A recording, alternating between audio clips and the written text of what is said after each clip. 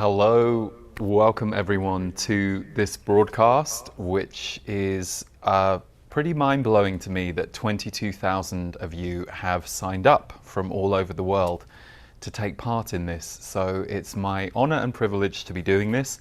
And I'll be honest, it's also kind of blows my mind because if I go back 18 years to 2004 when I began this work, I don't know if I even believed that 22,000 people were interested in channeling back then. It certainly seemed like a much more niche experience and a niche act. I'm a big advocate for channeling can hugely help your life, and for me personally, it massively shifted my personal growth journey.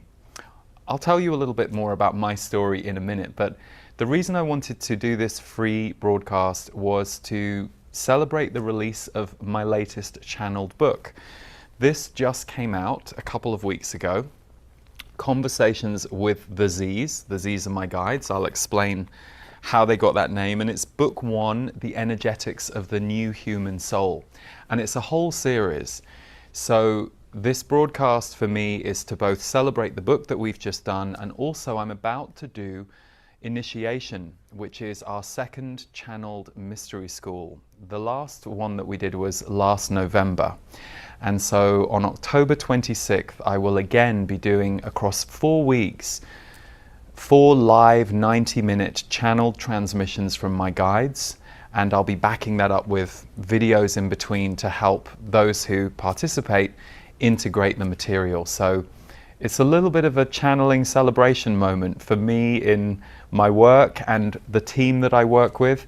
Some of you will probably know me from the Energy Update. If you aren't that familiar with my work, you may have received my energy updates on a monthly basis. They're the free videos that I put out at the beginning of the month.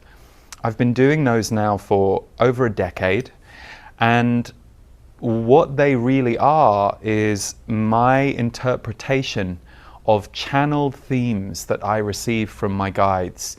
So they will give me a headline, and then when I'm on camera explaining what these themes are, I'm doing, to the best of my ability, the job of trying to ground and make sense of what can sometimes be slightly more esoteric or abstract themes. So if you've only experienced my energy updates before, which I know many of you will have, that comes through my channeling. Perhaps you're here because of something else I do, the music. Funnily enough, they say that they got me through music a year before they got me with their voice. They made contact with me through sending music my way. And then of course there's the Impact the World podcast, where I speak to creatives, healers, entrepreneurs who are bringing their work to the world. And that's all about the journey that we go through. I will say that channeling has been one of the greatest change journeys of my life. I'm not going to lie to you.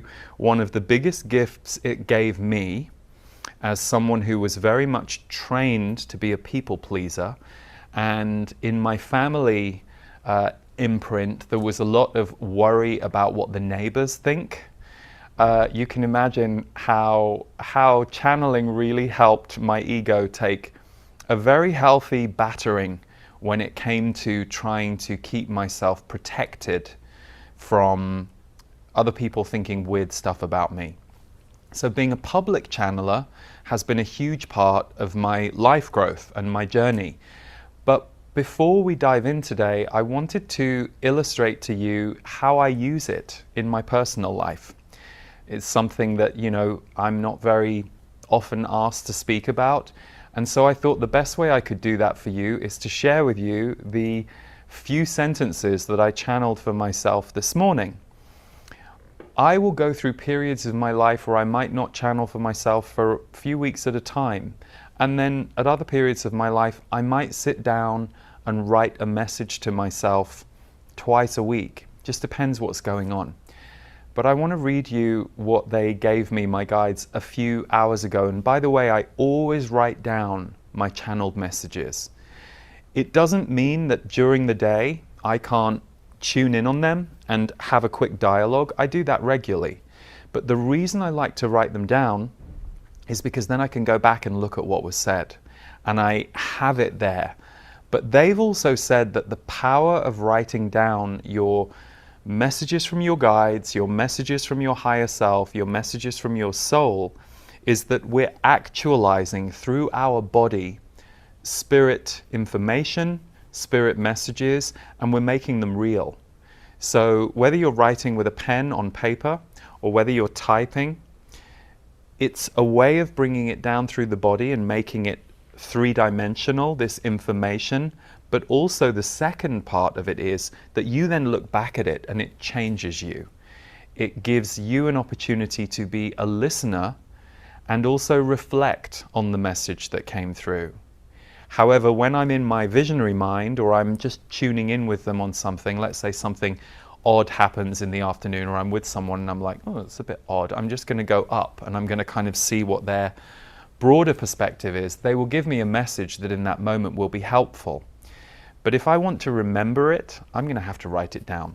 So I actually use my iPhone a lot for my channeled messages and my notes. I use the notepad in iPhone, so any of you who are familiar with that, it's just a very simple app inside my phone. And I tend to, most of the time, I just write the date at the top. And then I will let the message come through. Other times I may have a direct question. But today my question was about this. I knew that a lot of you were coming, so I wanted to just see if there was anything I needed to know. And this is what they told me. They're talking about you here, by the way. They are here to experience connection. And yes, they are all different, and some are very experienced in their connection abilities. But they want to be here for the messages from us and the group connection and frequency that will be created.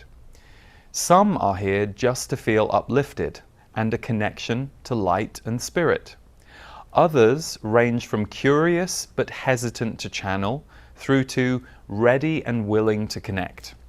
Your job, as always, is to be present, organize the information, be in your heart, and surrender to the experience as it, the group, and we lead you. Enjoy it, Lee. Well, that was my directive. And you know, things like that are helpful for me. There is a level of unknown to my work, and I think there's a level of unknown to our life. You know, if we're really present in life, we don't really know what's going to happen next. So I'll often, especially for important things like this, where there are many of you gathered, and I want to the best of my ability, be of the most use, it's important for me to just get those little broader perspectives from them. And it's interesting that they give me a map of where you're all at. It doesn't surprise me because I always expect in a large group, everybody's going to be different. And I've worked with groups for years in the room, online, but it's interesting for me to just get a little sense of who you are. It helps me to land in my body more and be more present. It takes away some of the unknown of today that might have gotten in my way or hindered what I was going to experience. So that was just my channeled message for myself this morning. On another day, I might be asking, how is my sister doing? What's going on? There's something there and I can't put my finger on it, but I want to see if I can help. And some information will come to me about that or any other area of my life. So before we go into the actual process of channeling, I just want to touch base with you on why would we channel? Why would we connect with our guide team, connect with our higher self, connect with our soul? Now, you'll notice I'm speaking about three different points of connection. So our guide team, now I connect to a group who are my guides. They're called the Z's. But I also firmly believe that if I hadn't met the Z's, my guides, I would be just as happy channeling the voice of my higher self because they're connected to that. They're part of that. You can also say, I want to connect with the voice of my soul. So we as humans have all been conditioned or programmed to believe certain things, to behave certain ways. And there's a lot of beauty in who we are. And there are extraordinary things that we get to experience because of being human.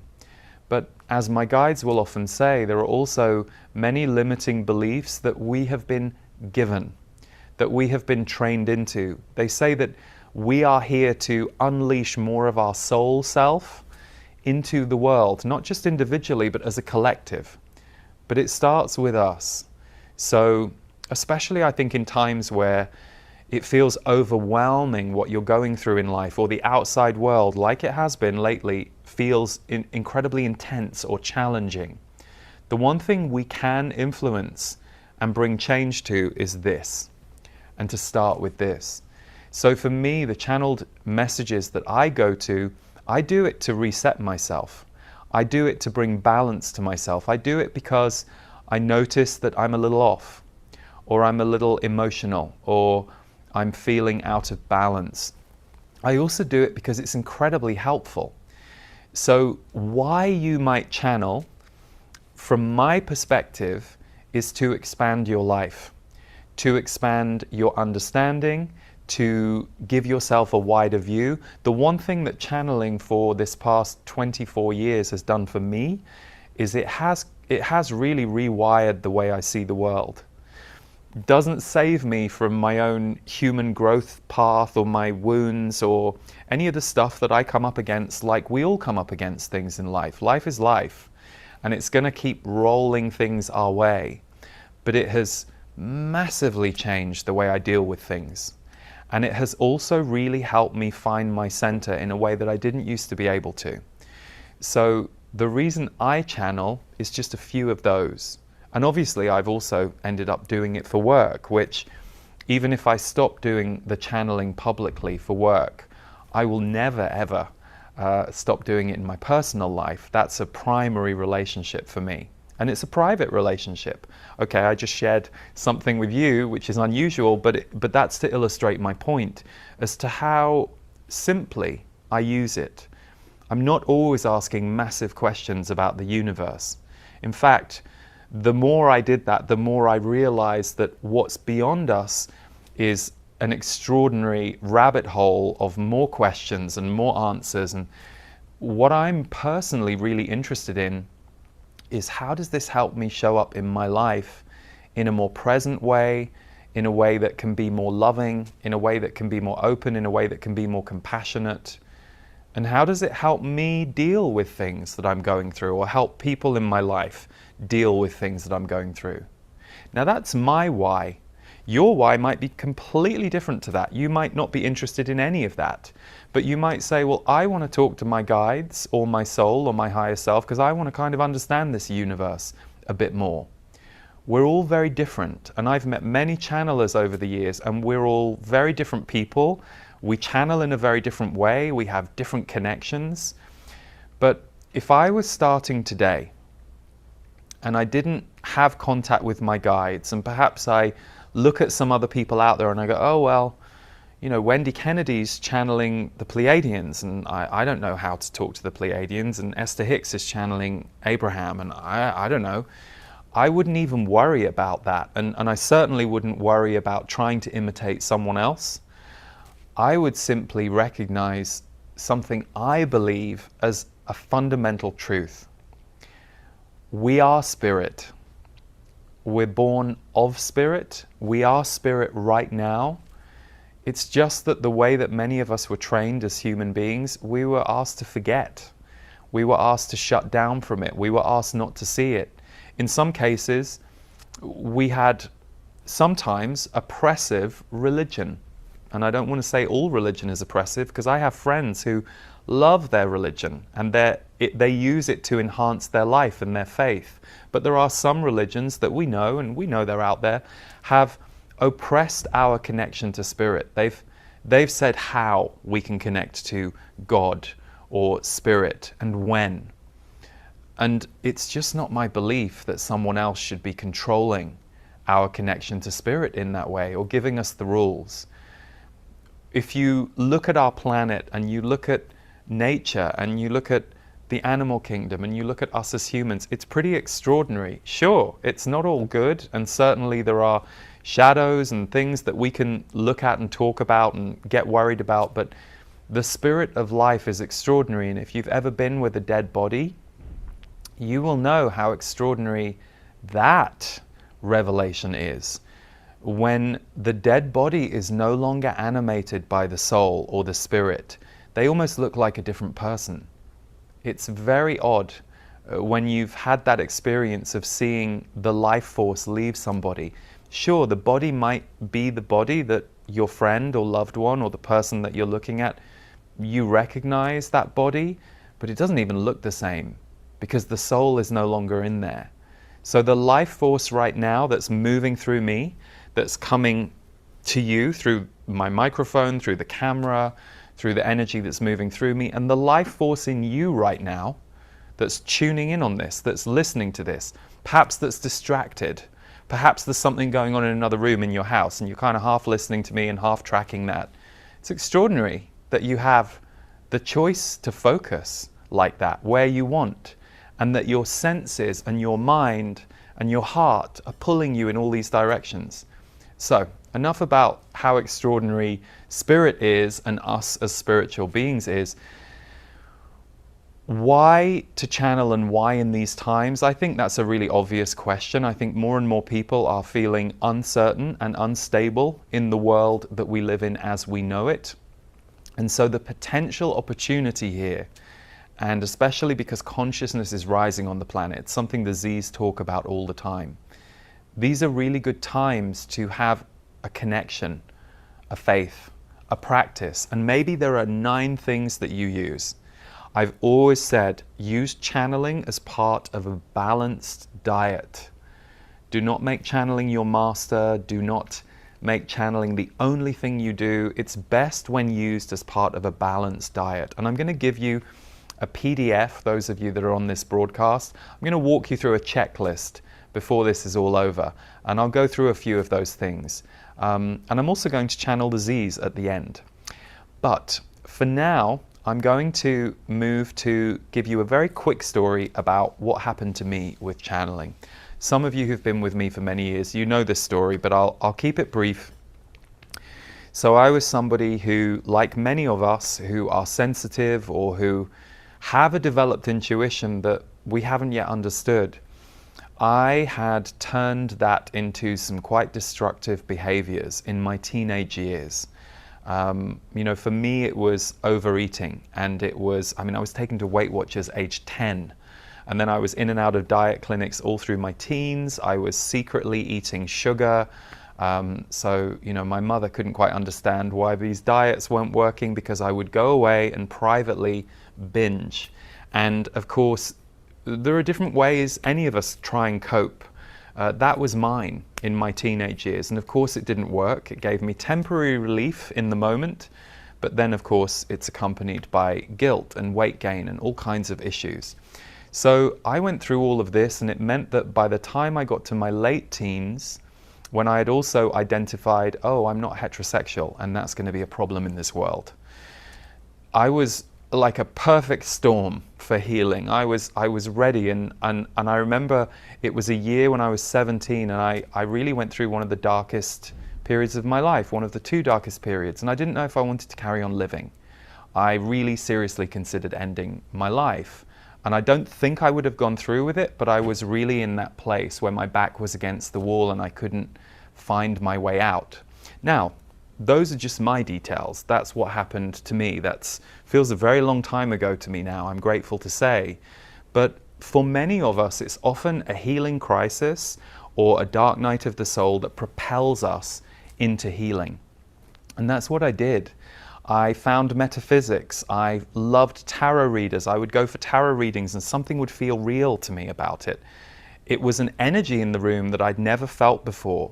So gradually I started to reclaim my intuition. I would play with tarot cards with friends, and I didn't know anything about what the cards meant. I still don't. And I still enjoy tarot readings. I have a very good friend who's a wonderful tarot reader, and I still like to go to her a couple times a year, because I enjoy being on the receiving end of spiritual information as well as being the deliverer for others. But I had this intuition that was coming online, and I was beginning to find the right people, the right classes, the right books that could help me explore it. So flash forward 6 years. I've gone through all kinds of personal growth. I've gone to shamanic workshops. I've read loads of books. I've done all this stuff. I'd heard about channeling, but I was, a little skeptical. It wasn't that I was skeptical that people could do it. It just wasn't my favorite. I much preferred a tarot reader or someone who was great at leading personal growth seminars. That was my jam. The channeling thing felt a bit weird to me, if I'm honest. I was taken to see a channeler, and I remember he kept his eyes closed the whole time and put on a slightly funny voice. And when I left, I remember saying to my friend who had very sweetly taken me, I said, well, it was really good information, but why did he have to close his eyes and put on a weird voice? And why couldn't he have just said that to me? I didn't understand. Some part of me clearly thought he was performing a trick. So I have a lot of patience now when people think that of me. I'm like, I get it. I understand. It's okay.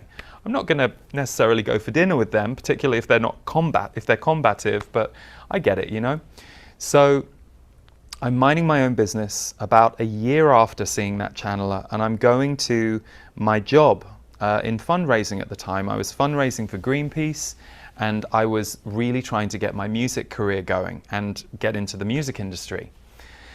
Sifting through all these problems in my head that I had that morning, and at the age of 23, there's a lot going on. As we all know, we've all been there, and it's a very tricky, delicate transition from the teenage years into early adulthood. So I had lots of judgments and doubt thoughts and negative thoughts. Toward myself, I could be much lighter and brighter towards others, but towards myself, I still had this highly critical, very hard view of myself, and a lot of self-blame around what was going wrong in my life. And I had some unhealthy relationships going on at the time too. So anyway, a bit of a perfect storm, but lo and behold, that morning on the London Underground, the subway train, I'm having this thought about this relationship I was in at the time and why he was wrong and I was right. And they basically said, yeah, that's a very interesting thought, but you're wrong. This voice from up here. So it was one of my rare moments of not just attacking myself, but blaming someone else or believing I was right and they were wrong because I was wounded about what had happened. That's a very interesting thought, but you're wrong. Clear as day, above the left-hand side of my head. By the way, we're all different. That's how I position them. That's how they position to me. Still to this day, that's if I'm talking to them, they're here. But we're all different. Some people, it's more abstract than that. The positions move. At first, I thought, is this multiple personality disorder? Or at the time, it was known as schizophrenia. So I thought, is that what this is? Because this voice is so clear. And it kept talking to me. I would kind of be, having these conversations and I'd hear these answers.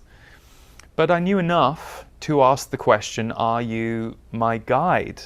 And what I heard was, we are your guides. And we've been with you since childhood, but you haven't heard us since you were 6. And I was like, well, I don't remember hearing you before I was 6 either. But anyway, and basically they explained that we're a group of 88 beings and we are connected to Source. Some of us have been connected to you. Now, bear in mind, I didn't learn all of this in that moment. I would go home and write all of these questions and write down the answers. So over a period of weeks, when I realized, okay, well, if this is a multiple personality disorder, it's really helpful because they know things about my life, people in my life. They give me information that not only makes sense. So for example, they would say, your sister's in a really tough spot right now. You need to look out for her. And I'd be thinking, huh? And then I'd see my sister the next day and I'd notice something in her that I maybe wouldn't have put my finger on before or I would have dismissed. But because they would make me aware of certain things, particularly back at the beginning, a lot of what they were doing was bringing my awareness to things that I perhaps hadn't allowed myself to fully trust. So this went on for me for months, and after a period of time, I started giving messages to friends, and I would end up doing my day job and then coming home from my day job and being on the phone with people for hours. Usually a couple of friends a night, 60 to 90 minutes, kind of in the role of counselor. Not necessarily the most healthy role to stay in all your life, and I definitely at a certain point had to look at that in myself, and I had to recognize, okay, well, I clearly have a natural ability here, but I don't want to fix myself in that role in all my relationships, particularly not some of the ones that seem to only want me for that role.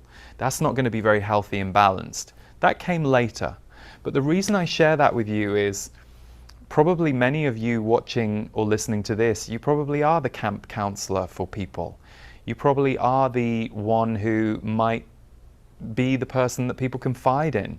Perhaps you know more secrets of your family and friends than you perhaps even want to. And of course, the way you change that role that you're in, or recreate that role so that it's less overwhelming for you or burdensome for you, is up to you. But there's a truth in that role that you're holding.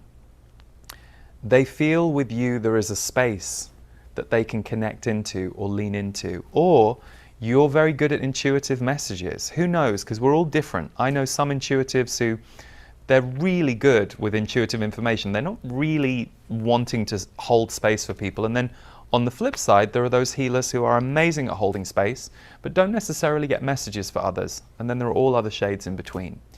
So basically, the reason I'm sharing this with many of you is your relationship with your guides can be completely personal and just for you.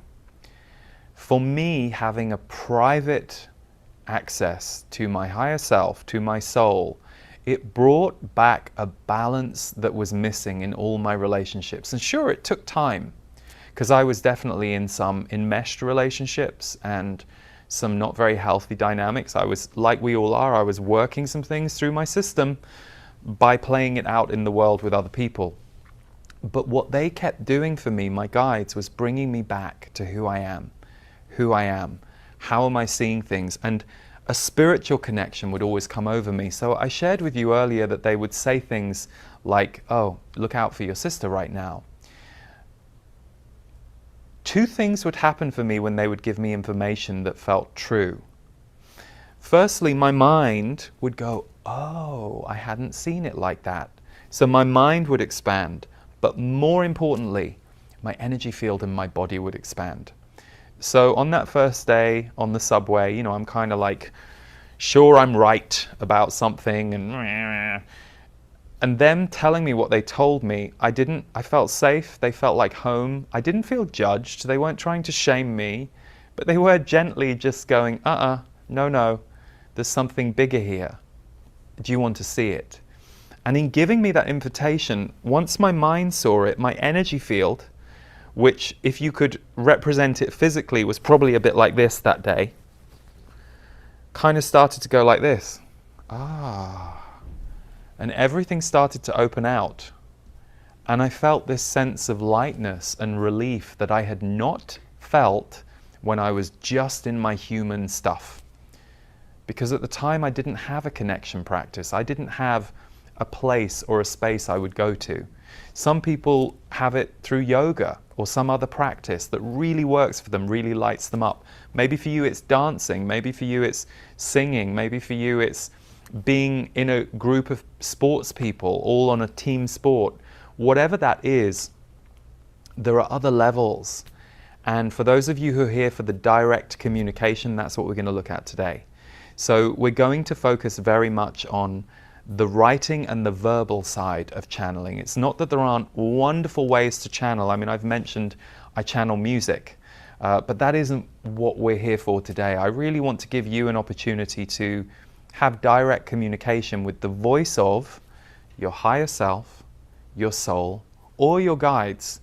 We'll see which one you end up connecting with. Some of you will meet your guides. Some of you already do, and as the Z's said, you're just here because you felt like being in the energy of this.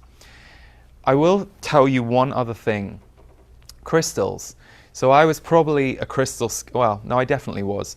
Even though I was open to certain things in my early 20s, crystals was something that I just didn't get. You know, I saw all these crystal shops and I saw lots of, you know, my friends who were also hippie, like I was. We were often called hippies by our non-hippie friends. I saw them into crystals and I thought, oh, okay, I don't really get that. The minute I started channeling, I was absolutely drawn to crystals. It didn't make any sense, but it just happened. And they explained to me that they are operating with a crystalline energy field. And so crystals are an incredible earthbound support source that we can connect to, that can help amplify our energy or ground our energy. So again, sharing some personal stuff here. This is my first ever crystal that I bought. And I bought this about 3 or 4 months after I began channeling. It's a labradorite. And I got this in Ravenna in Italy when I was visiting a sweet friend who lived there. And this I have held through, I don't know, my first 5,000 private sessions and all of the group work I did for the first decade. Now I have a whole load of crystals, so I pick and choose depending on what frequency I need. And there are times I've channeled without crystals too. But most of the time I like to have this in my hand. It's a grounding connection for me when I channel. So crystals are one of my tools. And when we come to the channeling checklist in some minutes from now, we're going to talk about possible tools that you can use to enhance your practice. So a couple of other things I'm going to say before we go to the checklist and you get to try this yourself. Is it journaling or channeling, and does it matter? Is it journaling or channeling, and does it matter?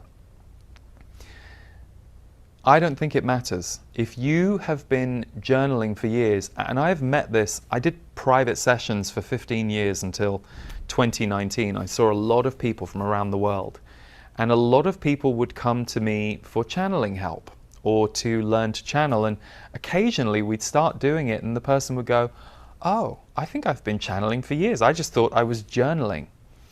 Well, it doesn't really matter whether you see it as journaling or channeling, or I recently, just in the last 3 years, I heard about morning pages through Julia Cameron and The Artist's Way, which of course has been out there for a long time, but it wasn't something that came onto my radar until a few years ago. And I think that act of going through the morning pages where you let words fall onto the page in the morning, it slanted a little more towards creativity. But creativity and spirituality are that far apart. They are intertwined. So, you know, as someone who is both, I've lived a spiritual life and I've lived a very creative life, they are the same energy force. So you may have been already channeling, but one thing that I would like to clarify to you, the biggest objection I've ever heard about channeling and about people who are beginning to channel, people love to say this to me, especially after they've done it or even before. How do I know I'm not making this up? How do I know I'm not making this up? And my answer is the same every time. You are. Now, if you interpret what I just said one way, you could go, "Oh, you're making it up. You mean you're faking the information?" No, I mean, as a human being, if I channel for myself or if I channel for a group, I am involved. I'm not struck by lightning and knocked unconscious and something comes through me that's holier than thou. I'm a human being, but I'm also a spiritual being, just like you are. So I am co-creative in the act of channeling. Now, to do my job correctly, I have to surrender my mind and my vocabulary in a way that I don't in any other area of my life. That's not true. Maybe when I'm exercising, being vigorous or creative, there's a certain release that you have to do over that hold. But I'm certainly not going to get any of my admin or organization done when I'm channeling. My channeling might give me a good map for that, but that's a very different part of the brain. But my point is, you are making it up because you're making it happen. The Z's haven't taken my body hostage and decided to send these messages out around the world this past 18 years. I've agreed. And we have an agreement that the day I want to stop doing it publicly, I will. And many times along the way, I seriously thought I was going to stop, and I didn't. But my point to you is, you are making it up in that you are allowing it to happen.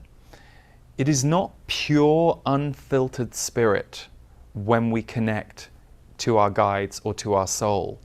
It is us doing our best ability to translate and bring through as clean and as pure a message as we can. And there'll be some days where you can't do it very well. You know, you've got a lot of emotion going on, or there's just strange circumstances in your life, and you shouldn't beat yourself up for that. That isn't the day that you're supposed to go to the penthouse. You're supposed to be on floors 1, 2, and 3 of your life that day. That's where your attention needs to be. But the more we practice this, the more we can take 5 minutes in the middle of the day to go, I just need to zoom up to the penthouse and have a good look at everything that's going on and feel slightly removed from everything on the ground so that I can come back down and have more appreciation of what's going on in the ground, or find a different way to navigate the streets. Who knows? So is it journaling or channeling? Does it matter?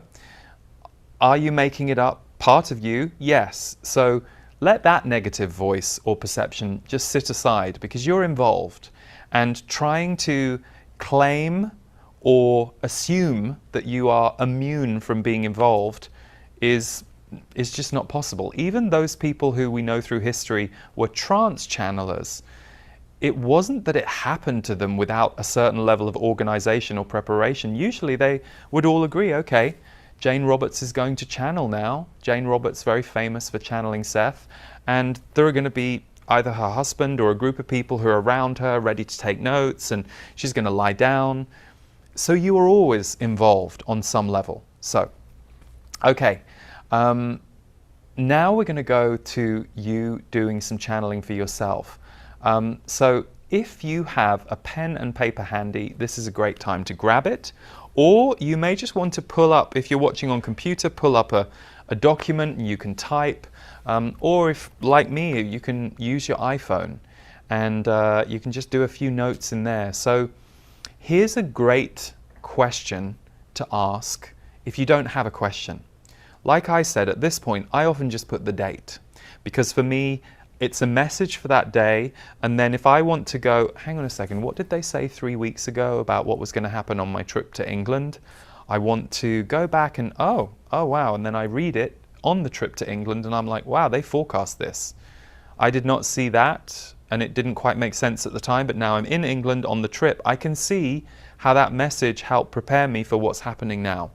So I just put the date. But for you, especially at the beginning, my favorite line to give people is, what does my soul want to tell me today? What does my soul want to tell me today? And the reason I use the word soul is then you don't start worrying about whether or not you're actually connecting with your guides or some other beings. You're basically just asking to go a little above and outside your body and your normal point of focus. You're asking for something bigger to come in. And by all means, change that sentence. You know, we're in charge of what we need. So you may have a different sentence. It might be, what does my higher self want to tell me today? What do my guides want to tell me today? What do I most need to know? Whatever works for you, but if in doubt, what does my soul want to tell me today? So write that at the top of your paper or the top of your document, and we're just going to take about 2 minutes in silence for you to write for yourself. So what does my soul want to tell me today?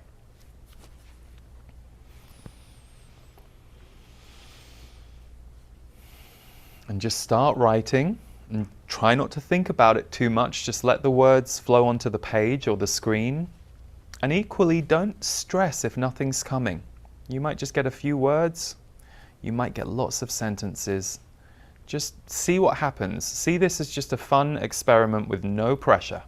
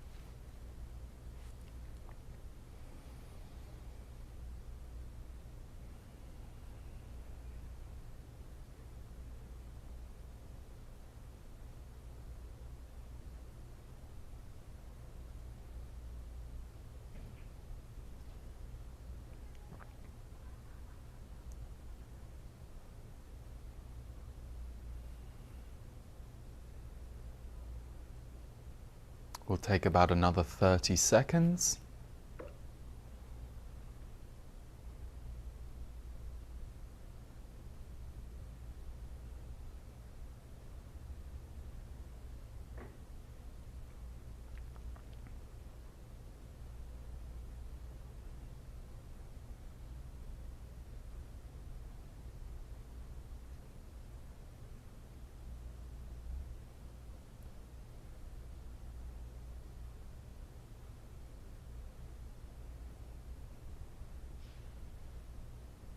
Okay, so if you had chance to reflect on what you wrote, I'm curious how it made you feel. And if not, you can just take a minute now to read what you wrote and take it in. And again, if your mind was distracted or you're feeling a bit frustrated, right? Oh, I didn't write anything, or I wrote 3 words. Don't worry about it.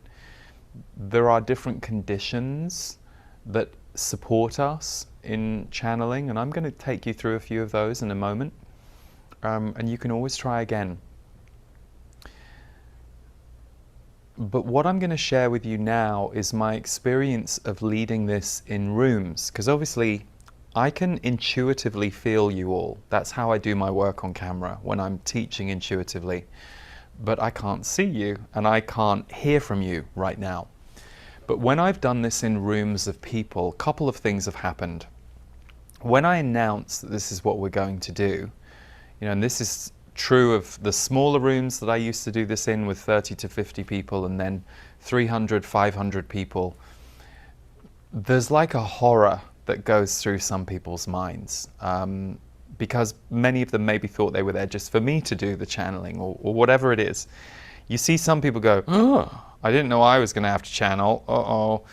And it's interesting because they're often the people who have some of the most powerful experiences.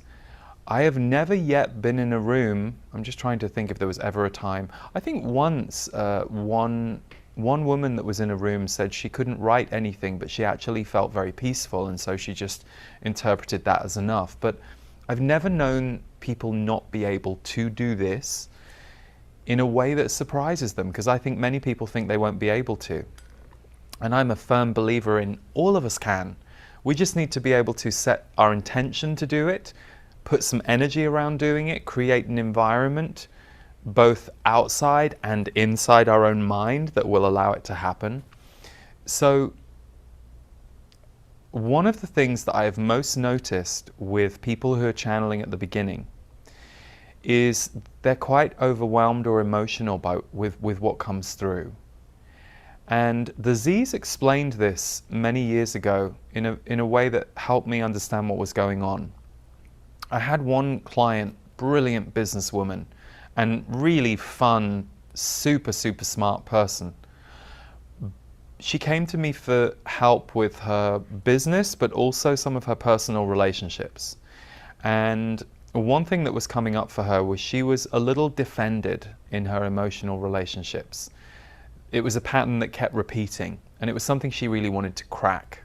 And it was something that stemmed from childhood for her.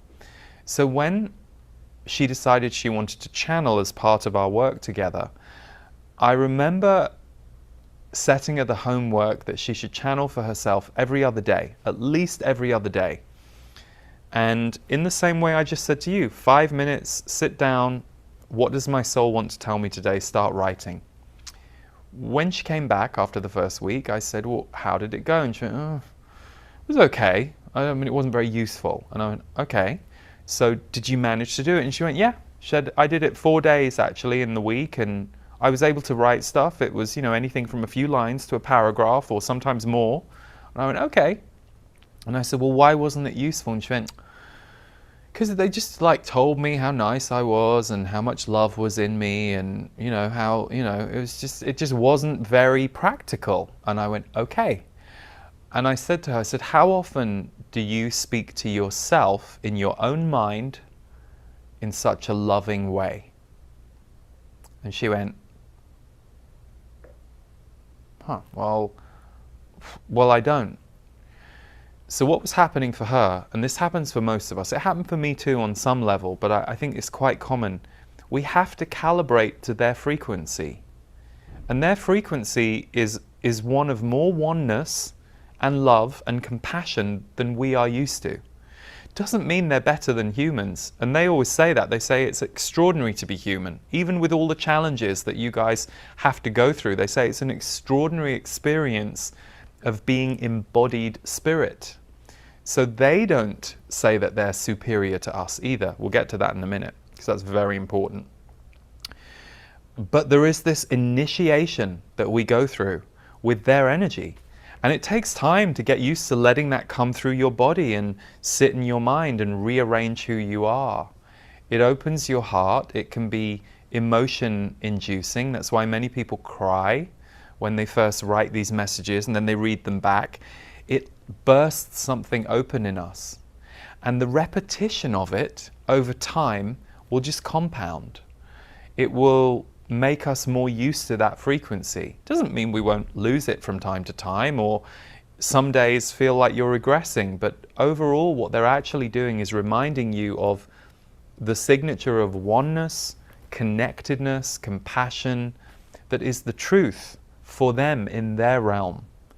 And we as humans left that realm and individuated. And we need to individuate to be able to create a consciousness shift here on the planet, and also to have the experience we're here to have. That can't be bypassed, and nor should it. Even if you are someone who is here to work for the planet or for change, and that's your mission, nobody is here without a personal mission too. That's something they've explained to me. So my lovely client, when she understood this, she suddenly relaxed into it, and I saw incredible changes in her, not because of me, but because of what she was doing over the weeks. She was spending the time writing these messages, and she started to soften and open. And a couple of years later I heard from her, and she was in a good relationship, and she just had been able to, I would say, open up some of the defenses around her heart, which we all have at different times for different reasons. So it was wonderful. Now, one thing to really walk you through, I have a little channeling checklist, and it's only 4 points because I didn't, I knew that we had about an hour or just over today. I didn't want to overwhelm you, but a couple of things that I have witnessed that I think are very important, having spent 18 years working in this field, and more than that, channeling myself. This is really important, and I've seen many people fall at the first, second or third hurdle with channeling because of this. So, and this is going to be on a PDF for you, by the way. If you're watching the broadcast live, we'll get that to you afterwards. And if you're watching it in the future, we'll make sure there's a link for you to download this. So remember, your guides are not in charge of you. They are not in charge of you. They are your guides, not controllers who get to run your life. Be mindful of the temptation to give your power away to your guides, or discount your own feelings or senses when acting on their information. Now, this can often stem from a similar pattern of giving power away in relationships and the societal religious imprint of spirit being separate or superior to us. I've seen some really heartbreaking things happen to people, not people that I was working with, because I was always very clear about that boundary, and myself and my guides from the word go, they made that really clear to me. It's why I was able to trust them. They weren't trying to get control over me or manipulate me, and they always said, it's your choice, and I believe that, and I know that in my being. But I've seen other people turn to divination or channeling or tarot cards, or they let it run their life because they're either so unhappy in their existing life, or they're so disconnected from what they need in their life to really thrive, that they hand it over to spirit, and they start going, well, my guides told me I have to do this. And I would say, well, you look really scared of doing that, so are you going to do, well, they've told me I've got to. And I'd be like, oh, no, that's not how it works. If you're really scared, you don't do it. If you're a little hesitant or you're nervous, sure, push the envelope a little bit and see if you can walk a bit closer to it and see if that feeling changes. But if you are feeling embodied fear about something your guides have told you to do, that's a deal breaker for me. No. if you are willing to have a relationship with your guides and a relationship with yourself, and you recognize it's a two-way street, it's a marriage. Sure, there's going to be some compromise sometimes, but it should never be at the expense of your own sovereignty or at the expense of your own ability to process or act on what you're being asked to do. So, I've seen this show up a lot with people who've either got abusive relationships in their life, boundary issues, that there can be boundary issues with our guides too, and it's all open to interpretation. It's interesting how with channeled words, you have to really be good at recognizing how you react as well. We'll come to that in a second when we talk about studying our channeling. So, my next point on the channeling checklist is only act on spiritual guidance when you feel ready and supported in yourself and your life to do so. Sometimes we aren't ready to make a change that is suggested, or to see things a certain way that is suggested to us. The power of channeling lies in the way it asks you to widen your perspective and your senses, but it does not replace grounded reality, and nor should it. So those of us with escapist tendencies, and I had to look at that in myself too, because as a child I was trying to escape. Are we trying to escape Earth, or are we trying to return home to Spirit while on Earth? There's a difference. We can escape Earth and our body and our life and try and run off into Spirit, but Spirit will always, always put you back down on Earth. It's why many of us go through very high periods in our life, or ascension or awakening periods, and then all of a sudden you come back down, and sometimes you can think, oh my God, I was so much higher and lighter in that 3 months where I was experiencing this expansion. Yeah, but now you get to put all that into your body and reconfigure it. And it might take a few months, but you'll get there. And what you'll actually be doing is lightening this part of you. So, third, very important, is your channeling helping your life? Is your channeling helping your life? Super important question to ask and to be honest with yourself about. Is it bringing you balance, well-being, helpful information? In my case, and most people I know, yeah. If so, proceed happily. If it isn't, or it feels overwhelming, take a break from it. It can sometimes move a lot of energy in and for us, and there are periods where you will need to integrate the information. I mean, I've had some people I've known over the years, not known well, but like known them on the periphery. I've seen them leave their body for months at a time, and all kinds of chaos is happening in their human life. And they put it down to, well, it's meant to happen because my spirit's telling me that. And there's always going to be a point where human reality will catch up with you. So this is why I'm a big proponent of being the humanity and being spirit at the same time. I like both. I like the bridge between the two, the dance between the two. And last one, and this is an important one, and again, this is very rare. This happens to a very small number of people from what I've seen, but it's important to check. Do your voices, the channeled voices, the guides, the soul, seem negative or unkind? This happens for some, although it is very rare. It can happen when existing mental imbalances are at work. So if you have certain chemistry issues that you already know, it's very important to proceed carefully with channeling or anything like this that is you outreaching. Or if you have a trauma history, if you have had a very traumatic life and that's impacting you, that can sometimes get in the way and interfere with you being able to connect to a higher source, a source that's coming from a place of love and purity. But also, and this is important to check too, it can also be a mirror of repetitive, unhealthy relationship dynamics.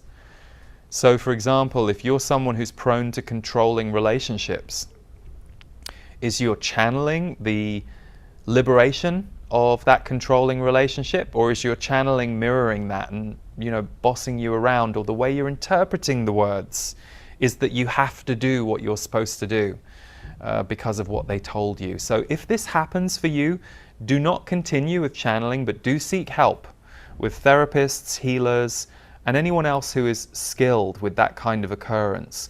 That's not my wheelhouse, that's not where the area of my work has been, but I know of a few people who've had that come up over the years, and they have, through checking with their local community, through finding people who might know of someone who's dealt with this before, and often a really good therapist who is holistically minded or spiritually minded can be excellent at working with those kinds of dynamics.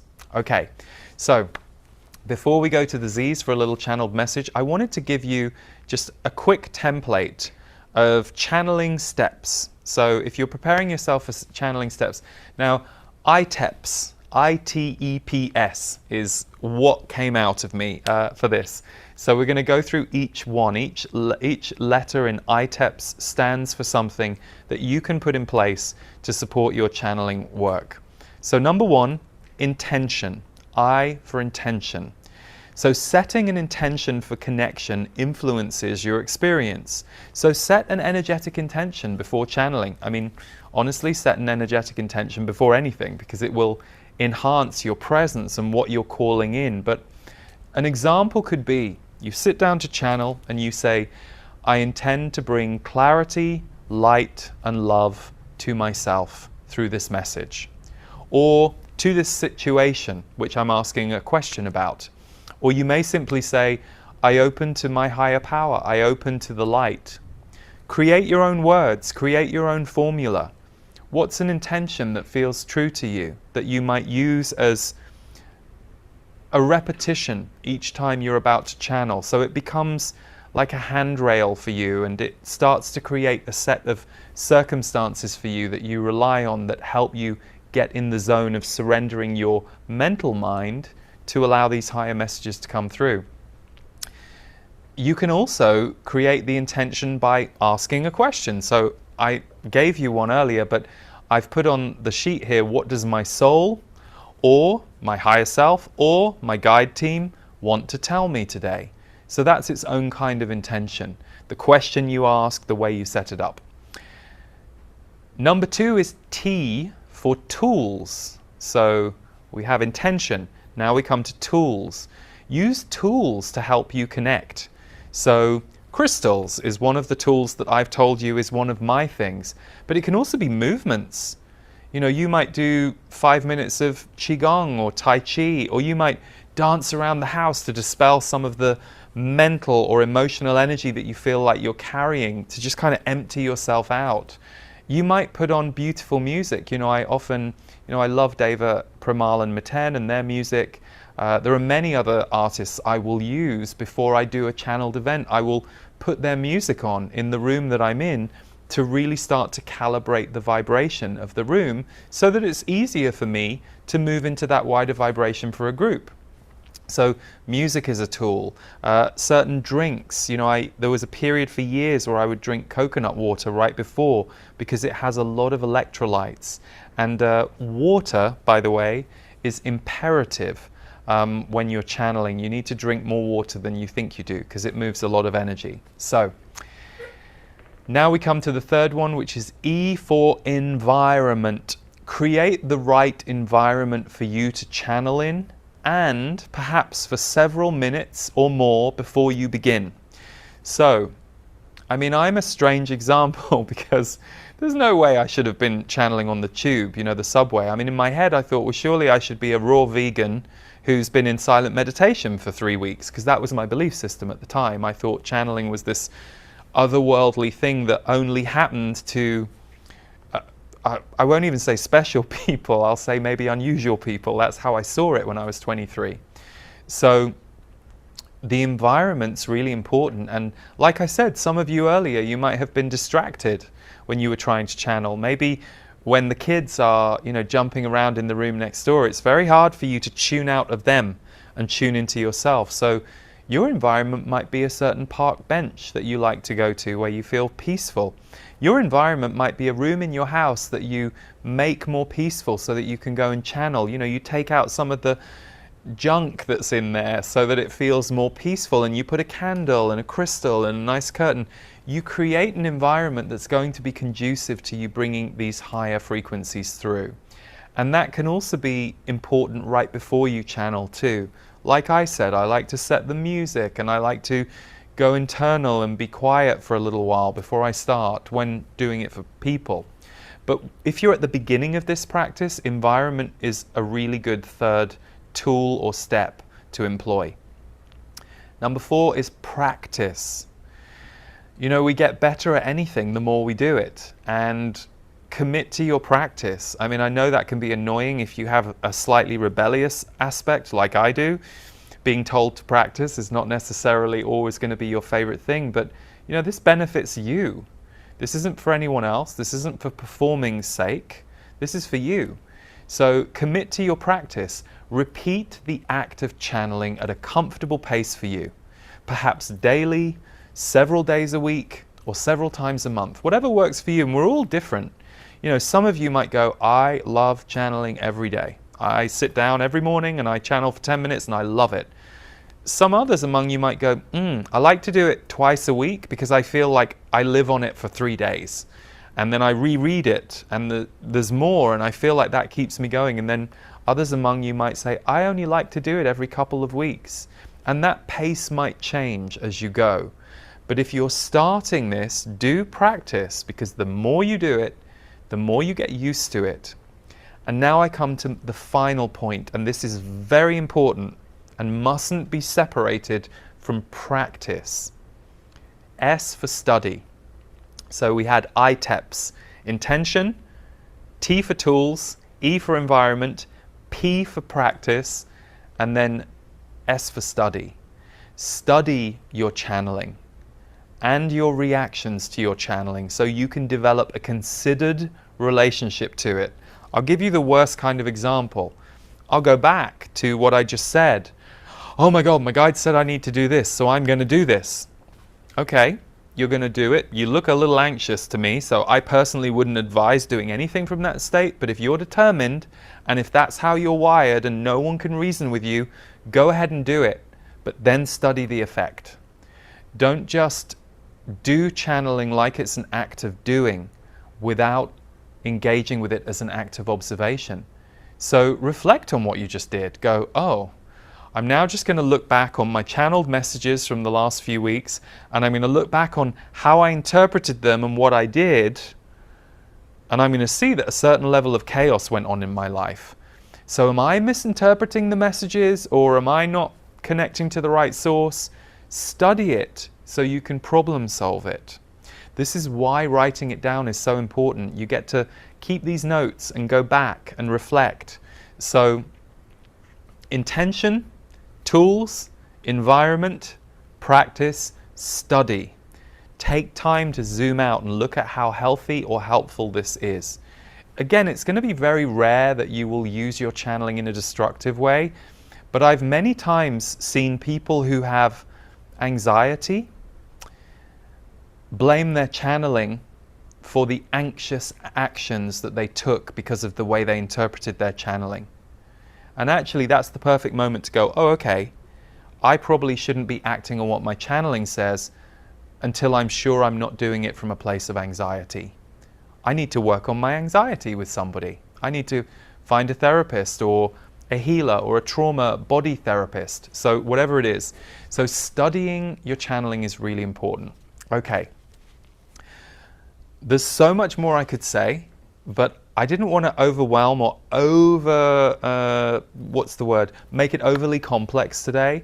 I know many of you may have already done my audio guide, How to Channel and Why, which is a 2-hour step-by-step process. Much of the information I've shared here today, I've also added some new things. And of course, you know, you're always welcome to go and get that at leeharrisenergy.com if you want to take a deeper dive. But it's interesting, I'm going to channel the Z's now, but I just wanted to give you one perspective. So this book that just came out, Conversations with the Z's, I had a channeled book come out in 2019 called Energy Speaks, which was messages that the Z's had given in workshop rooms around the world that we edited into the written form on topics. Well, the reason Conversations with the Z's came about is I know a very wise and spiritually educated psychotherapist who's also a friend, Diana Edwards. And Diana had had some sessions with the Z's just privately within our friendship a few times. And the questions she asked were so fantastic that it brought through a whole other way of receiving and grounding their message. So Conversations with the Z's literally is that. And you can get the audible version as well if you want to hear the actual recordings that took place between the Z's and Diana, and then we turn those into these books. The questions you ask are so important with channeling because they're everything and they influence everything. So keep asking questions. Like if you've got a big deal or a big issue in your life and you ask questions about it on Monday and you come away from it, you go, oh wow, that really helped. And maybe you also go, that really helped, but that second sentence is a bit confusing to me. I'm not sure. Ask another question on another day. Keep asking them more questions. Keep getting more clarity, more clarification. The one thing the Z's have explained to me is that they can only bring through information that we're ready for and that we're available to use. And that's how it works for me. And it's the same when I do my public work. They can only bring things into the energy field of the public work that the group who are receiving the message are somewhat in control of. That's how they've explained it. So never be afraid to keep asking your questions, but understand that with channeling, it does take a bit of time to refine the types of questions you ask. So for example, if you're like, will I win £100,000 ever in my life? That's not the kind of question that they can answer. They'll probably come back with something like, possibly, they'll ask you an under the hood question. They'll ask your ego why that's important to you. And they'll instead say, rather than waiting to win £100,000, is it important for you to manifest this money? How does it serve your mission, your purpose, your way of life? Okay, let's look at that. So they're not there for fortune telling. They're there for evolution. And they're there for the evolution of your consciousness and our consciousness. And with that, I will turn it over to the Z's and we'll see what they have to say. It'll just take me a minute to switch into their gear.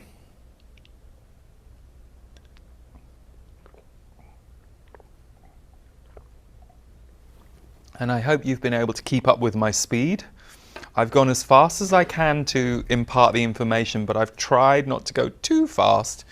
But I knew I only had you for a certain amount of time today, and I would rather give you too much that you can then go back and sift through than too little.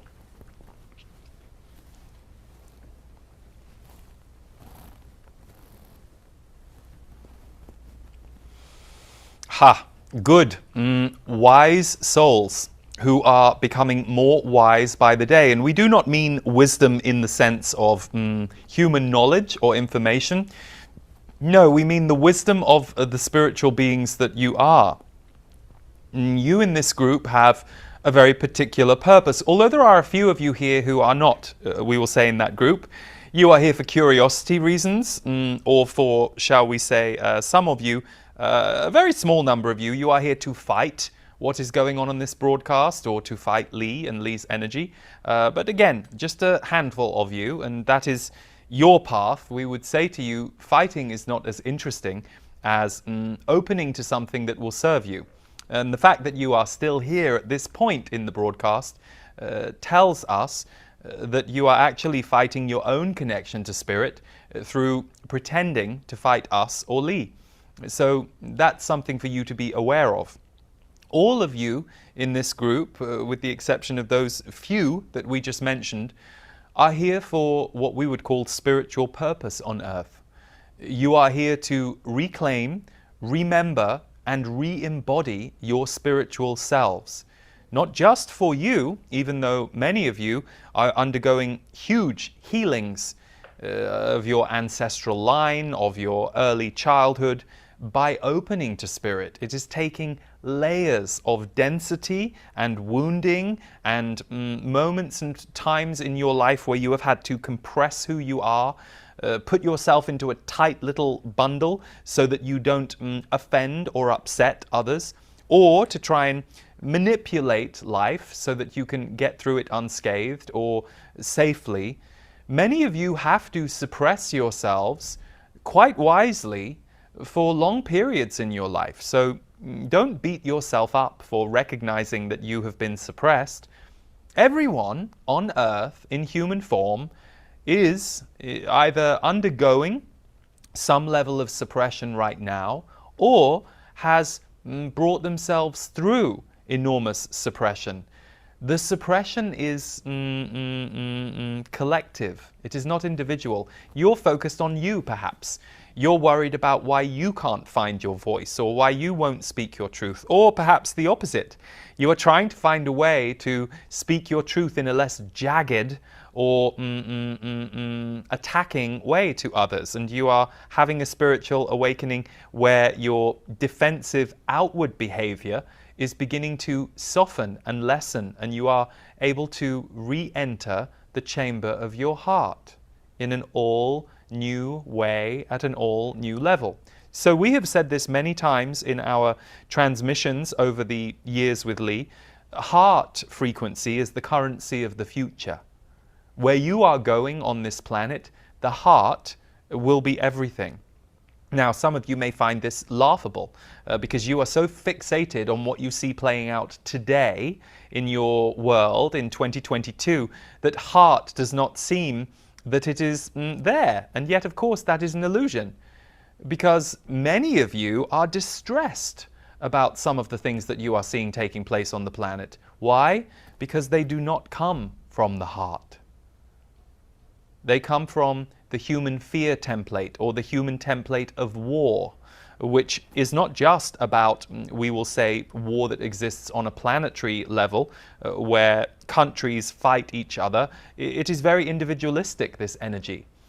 So, for example, when you are judging, attacking, criticizing another being, you are in that same energy of war. You are just playing it out on a smaller level. And when you are doing all of that to yourself, you are in the energy of war against yourself. It is not your fault. It is an energy template you were born into, but it is also an energy template that you are ready to let go of. So many of you in this group are here as stewards of the heart and the energy of spirit and consciousness that wants to move into humanity at a deeper level. So some of the most powerful among you in this group, you do not have what we would call public roles, or what you might term a leadership role, or a position that affects many, at least so you think. But in fact, you are altering the hearts of those around you on a daily basis simply by being present in yours and holding a broad consciousness. People feel your energy field when they come into your orbit. That is why you like certain people. That is why you are often struck by the one who can hold a broad perspective, the one who can hold a certain level of calm or space when you are around them. You are all intermingling with each other all of the time. Chemistry works because of the way that you fit with each other. So, for example, there is a beautiful chemical reaction and sponsorship between someone on the planet who is a go-getter, is someone who is what some of you might call type A, not in a judgmental way. They are simply the type to constantly be doing things and getting things done. And then they can find a beautiful chemical blend with one who is more present to observe and be still and gently and slowly respond. So you are always finding these chemistry matches with each other. You are often sponsoring growth in each other through holding skills or values for the other person in the chemistry mix. Sometimes you are holding it for the world. And so you don't realize that your only job on this planet, it is not to save the planet. It is not to single-handedly raise consciousness. It is to allow yourself to become the fullest soul-based human that you can become. And that energy will emanate from you into all who meet you, even when you are having your, what we will call, crabbiest or most shut down days. You will be available to shift the energy in a room just because your energy field has practiced space, heart, presence. That is why you connect with your guides. That is why you work with your guides. Not because your guides are better than you, as Lee quite so rightly said, but simply because we are in a realm that is unencumbered by human gravity. So from your perspective, we seem very spacious. Now, from our perspective, you look very spacious. Even with the gravity that you have to navigate and some of the restrictions that you have upon you as humans that are not natural to the soul, your lives look spacious to us because of the kaleidoscope of experience that you get to go through in the body. So the chemistry fit between you and your guides is a pertinent one. It is you reconnecting to the bridge of spirit. It is you reconnecting to a part of you that you know is home, but that ever since you were a few years old on this planet, and for some of you later in years, if spirit was encouraged in your childhood, it is a connection you remember, that you were full of, that you were free within, that was available to you. It was a life force that has a magnetic power. That is what many of you are doing right now with your own connection to spirit. You are learning how to once more become magnetic, and that is a beautiful thing. And connecting with your guides, connecting with your soul, connecting with your higher self, it opens you out. And when you open out, you become more than your smallest self or your smallest belief about yourself. And in that moment, in that act of opening beyond your smallest aspects, they get to heal. They get to gently burn while you expand yourself. They get to gently release. They see that they are no longer the tight outfit that can hold you in place, for you have remembered your spiritual self and your broadest energy field, and you are now transmitting that not only into your life, but to all others who know, experience, come to be in your presence. And let us be clear, this is not your job. You are not doing this for others, and if you find yourself thinking you are, stop it. Do it for yourself first, and you will naturally want to share this energy field. Why? Because your spiritual home is oneness and connection. So you are never miserly. You are never, we will say, withholding when you return to that frequency. That is a human construct, based in scarcity, based in competition. Human constructs, not constructs of the soul. So, as these soul imprints of scarcity leave you, and for some of you, as you learn to surrender this part of you that thinks you need to save the world in order for you to be happy to live in it, we will say, save yourself so that you are happy to live in you. And then, the being that you become will be very attractive to others who resonate at that frequency. This is why so many of you go through such shifts in your friendships and personal relationships when you go through big awakenings or life changes. It is not that there's anything wrong with the people that you leave behind, it's just that your resonance shifts. So, that is enough from us today. We are aware many of you are what Lee would call cooked at this point. So, for energetic reasons, we will bow out. But it has been a pleasure and an honor to get to speak to and with you today. And we wish you all great love and peace in this journey that you are on to bring more love, peace, wholeness, and consciousness to this beautiful planet of yours. Good, in peace and in love to all.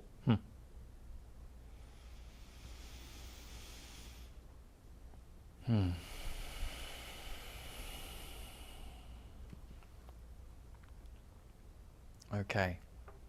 Thank you, everyone. We went a little longer than I'd planned, but hey, that's normal. Linear time disappears with these kinds of things.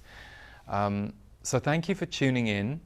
And please remember that what I just quickly walked you through is by no means a comprehensive guide. The comprehensive guide is going to come through you. and you figuring out how you channel and what you need as a channeler and what your relationship to it is.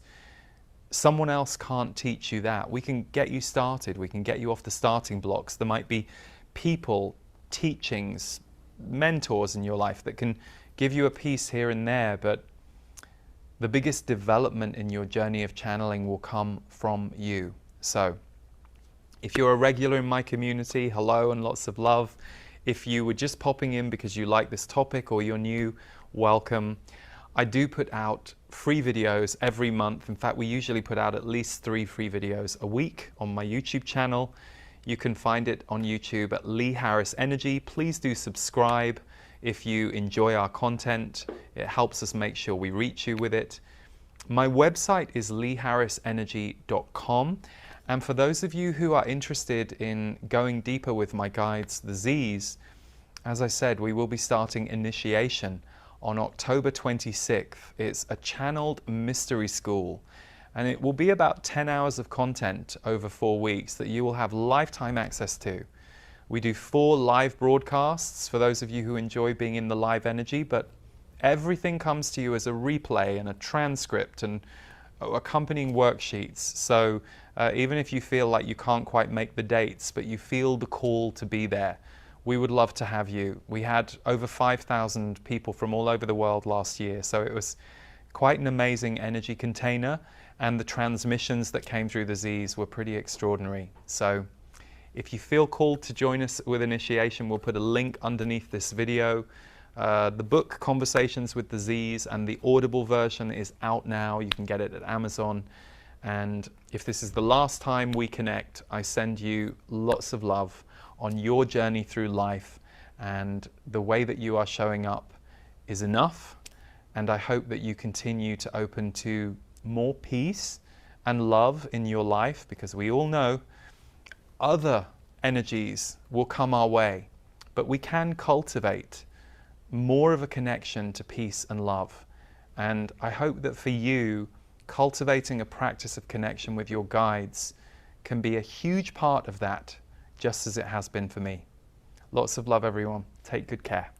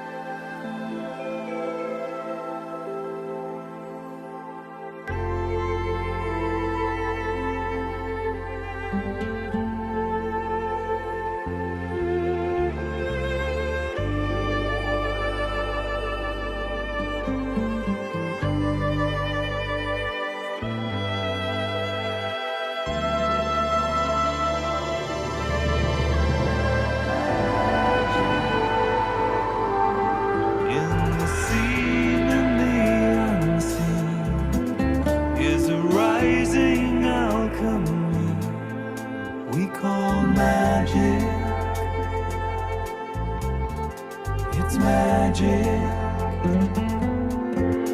in the seen and the unseen, a rising alchemy. Magic, it's magic. Forever, forever, forever in magic. You are magic. Remember, remember, remember your magic.